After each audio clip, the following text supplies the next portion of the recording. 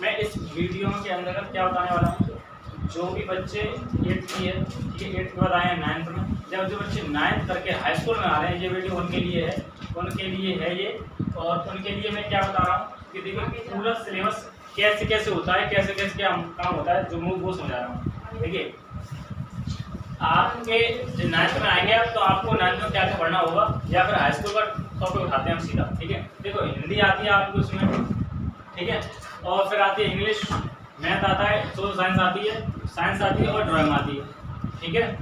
अब हिंदी के अंदर क्या आता है, हिंदी लिखते भी आती है, लैंग भी, और संस्कृत, ठीक है, संस्कृत भी आती है। और इंग्लिश के अंदर क्या आता है, लेट और लैंग दोनों आती हैं, ठीक है। मैथ पूरा मैथ आएगा, और सोशल साइंस में हिस्ट्री आएगी, सिविक्स आएगी, जियोग्राफी आएगी, इकोनॉमिक्स आएगी, ठीक है। और साइंस में फिजिक्स, केमिस्ट्री, बायोलॉजी तीनों चीज़ आएगी, और ड्राइंग में तो ड्राइंग आएगी, ठीक है। अब क्या है, आपको कोचिंग की किस किस की जरूरत होती है। देखिए आपको जरूरत है इंग्लिश की कोचिंग की, ठीक है। आप बिना कोचिंग के अच्छा स्कोर नहीं कर सकते, पास हो सकते हैं लेकिन अच्छा स्कोर नहीं कर सकते हैं, ठीक है। अब इंग्लिश में जब आप कोचिंग लगाएं तो उसमें वो टीचर आपको इंग्लिश लिटरेचर भी पढ़ाना चाहिए और लैंग भी पढ़ाए, ठीक है, इससे कि आपकी दोनों पकड़ बहुत अच्छी हो जाए, ठीक है। और मैथ तो आपको पूरा होना ही चाहिए, ठीक है। अब जो साइंस है उसकी कोचिंग लगाने से ज़्यादा बेटर रहेगा, इसलिए ताकि सारे कॉन्सेप्ट क्लियर हो जाए। अगर स्कूल में भी कोई मान लीजिए टीचर बढ़िया पढ़ा रहा है तो आपको आवश्यकता नहीं है। अब कुछ सुनेंगे सर, सिलेबस तो समझ में आ गया हमारे। अब पेपर कैसे कैसे होता है, देखिए पेपर का जो पूर्णांक होता है वो 600 नंबर का होता है, ठीक है, 600 होता है। और 600 में से कैसे कैसे होता है, मतलब 100 की सब्जेक्ट होती हैं सारी, ठीक है। अब 100 में से क्या होता है कि 70 नंबर की हिंदी आएगी, 70 नंबर का इंग्लिश आएगा, और 70 की मैथ, 70 की सोशल साइंस, 70 की साइंस, और 70 की ड्राइंग, सभी 70 के होंगे। और इन सभी को टोटल करके हमारा रिजल्ट आता है 420, ठीक है। कितना रिजल्ट आया, 420। अब 420 ये आपके हैं, थ्योरी है ये, ठीक है, ये आपकी थ्योरी है, थ्योरी में नंबर लेके आने हैं आपको, ये आपके हाथ में है, ठीक है। अब जो 180 बचा वो होते हैं टीचर के हाथ में, टीचर के हाथ में कैसे, वो होते हैं प्रैक्टिकल के। अगर आप स्टूडेंट्स बढ़िया हैं, ठीक है, जो उन्होंने पूछा आपने सुना दिया तो आपको 180 पूरे मिल जाएंगे। नहीं सुना पाए तो 1 2 नंबर कम कर सकते हैं, ज़्यादा नंबर नहीं कर सकते, ठीक है। तो लगभग अपना बच्चों को मिल ही जाते हैं 180 तो, ठीक है। तो अब 600 का नंबर का होता है, और 180 तो आपको गवर्नमेंट की तरफ से फ्री मिल जाता है, टीचर की तरफ से, ठीक है। बचा कितना, 420, और जितना स्कोर कर सकते हैं वो इसमें से आप कर सकते हैं, जितना खींच सके उतना खींचें, ठीक है। अब ये तो हो गया 9th और 10th वालों का सिलेबस, ठीक है। सिलेबस और जानकारी दे दी मैंने, ठीक है, क्या स्ट्रेटजी रहती है, क्या आपको किस चीज़ की जरूरत होती है वो मैं आपको बता दिया, ठीक है। अब मैं बता रहा हूँ, अगर जो बच्चा जैसे कि हाई स्कूल में पास हो गया, ठीक है, पास मान लीजिए कोई बच्चा एक हुआ 60% पर, कोई हुआ 70 पर, ठीक है, कोई हुआ 80 पर, ठीक है, या फिर इसके बीच में 75 आएगी, उसकी 85 आई या 90 आई, ठीक है, ठीक है।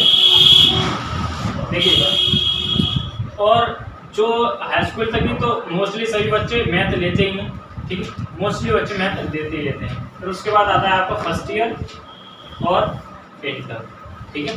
अब जो ये क्लास है ना, आप इससे आपका फ्यूचर डिसाइड होता है, ठीक है। फ्यूचर का मतलब ये है, फ्यूचर प्लानिंग जिस बच्चे ने सोच रखा है कि मान लीजिए उसे एसएससी का एग्जाम की प्रिपरेशन करनी है, ठीक है, या आईएएस की तैयारी करनी है, ठीक है, या फिर अगर किसी एग्जाम की तैयारी करनी है, तो मेरे हिसाब से मेरा अनुमान ये है कि आप मैथ से ही 12th करें, जिससे क्या हुआ, इससे आपकी जो साइंस की पकड़ है ना वो अच्छी हो जाएगी, और जो मैथ है वो आपको मैथ से कभी डर नहीं लगेगा। अगर आप एसएससी की तैयारी करेंगे, आईएएस की तैयारी करेंगे, किसी भी एग्जाम में बैठेंगे, जेईई नीट वाले में, ठीक है, तो आप उससे अच्छा स्कोर मतलब कर सकते हैं, ठीक है। आपका दिमाग भी शार्प होगा, क्योंकि मैथ, फिजिक्स, केमिस्ट्री वो आपको बताने वाला हूँ, वो दिमाग को इतना प्रेशर लेते हैं भाई, क्योंकि उनका इतना तो बड़ा सिलेबस है उनका। मैं इंटर का जो सिलेबस है वो आपको मैं अभी सामने दे रहा हूँ।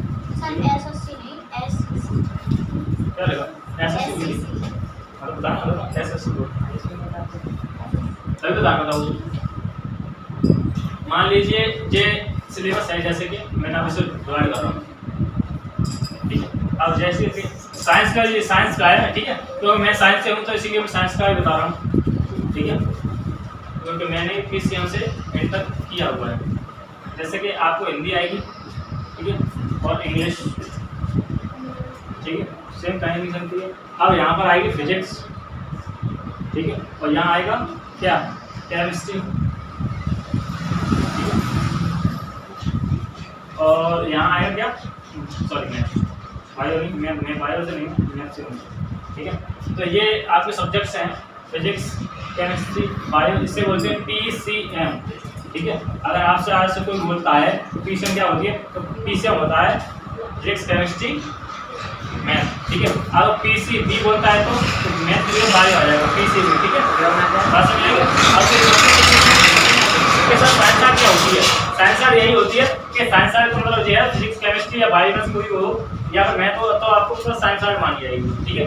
आर्ट क्या होती है, आर्ट में आपकी किसी सब्जेक्ट पर आ जाएगी बात, मान लीजिए जियोग्राफी आ गई, क्वांटिटी आ गई, ठीक है, या इकोनॉमिक्स आ गई, बस, ठीक है, ये सब्जेक्ट आ जाएगी तो ये आर्ट की सब्जेक्ट होती है, ठीक है। क्योंकि इनमें ज़्यादा आपको क्या रटना है, बस समझना है चीज़ें, और ज़्यादा दिमाग नहीं लगाना है, इनमें आपको सोचना पड़ता है। हालांकि इनमें ज़्यादा ना सोचना नहीं पड़ता, टीचर ने कोई चीज़ समझा दी, ठीक है, आप उसे उतारना, उससे रट लें, बस बात खत्म, ठीक है। और इनमें क्या है, इनमें आपको खुद से ही करना पड़ेगा, किसी ने न्यूमेरिकल कराया या डेरिवेशन कराई बेसिक्स में, ठीक है, तो आपको वो घर पे दोबारा करनी पड़ेगी, तब आपको क्लियर होगी। केमिस्ट्री में आपको ज़्यादा से ज़्यादा रटना ही आधा होता है, उसमें रटना आता है। मैथ में अगर कोई चीज़, मैथ को आपको पता है टीचर ने करा दिया, तो आप जब तक उसे घर पे जाकर करेंगे तब तक वो आपको पल्ले पड़ेगा, ठीक है। और जो ये वाले सब्जेक्ट हैं, ये हमारी आर्ट की सब्जेक्ट होती है, ठीक है। हिंदी का ही ऐसा ही है, रटते जाओ, तो इसको हम हल्के में नहीं रखते, क्योंकि इंटरव्यू इंग्लिश है वो बहुत ही टफ मानी जाती है, ठीक है, क्योंकि आपके उसमें वकेब आती हैं, एंटोनिम्स से बना हुआ है, और होम कौन से इडियम्स हैं, ये सारे ये आएंगी चीज़ें, ग्रामर का पोजीशन आएगा, ठीक है, सिंथेसिस वगैरह, सेंटेंस वगैरह आएंगे। तो ये अब मैंने आपको बता दिया। मान लीजिए एंटर कर ली किसी बंदे ने PCM से, ठीक है। अब वो क्या चाहता है कि अब सर जॉब, सभी को पता है हमारा इंडियन कल्चर यही है कि 12वीं के बाद सभी को चाहिए जॉब, ठीक है, किसी को चाहिए SSC में, ठीक है, किसी को चाहिए सिविल सर्विस में, ठीक है, सिविल सर्विस में चाहिए किसी को, हमारे किसी को JEE नीट में जाना चाहता है, ठीक है, JEE नीट में जाता, मतलब किसी का अलग हो सकता है, सब बच्चों का अलग होता है, ठीक है। तो मोस्टली बच्चे जाते हैं इसकी तरफ, इसकी तरफ, SSC की तरफ, ठीक है, और बेस्ट भी है SSC अपने आप में बेस्ट भी है। क्यों बेस्ट, देखिए आप लोगों को बता देता हूँ, 12th के बाद आपको क्या करना चाहिए। जैसे कि SSC है, ठीक है, अगर कोई बच्चा SSC की तैयारी करना क्या करता है, स्टार्ट कर देता है, ठीक है। SSC क्या है, SSC आपको जॉब देता है, 10th के बाद जॉब देगा, 12th के बाद जॉब देगा, और तुम्हारी ग्रेजुएशन के बाद जॉब देगा। मान लीजिए डिग्री, मान लीजिए BA डिग्री, ठीक है, या BSc, ठीक है, या फिर आपके BCom वगैरह कोई भी हो सकता है, ठीक है। तो आप कैसे, अब कोई बंदा 12th की वो उसने स्टार्ट कर दी किसकी, SSC की तैयारी, ठीक है। SSC की तैयारी में क्या सीखेंगे, मैथ आएगा, रीजनिंग आएगी, और GK आएगी आपकी, और पूरी इंग्लिश। SSC का मतलब जो बंदा SSC की तरफ कदम रख रहा है उसकी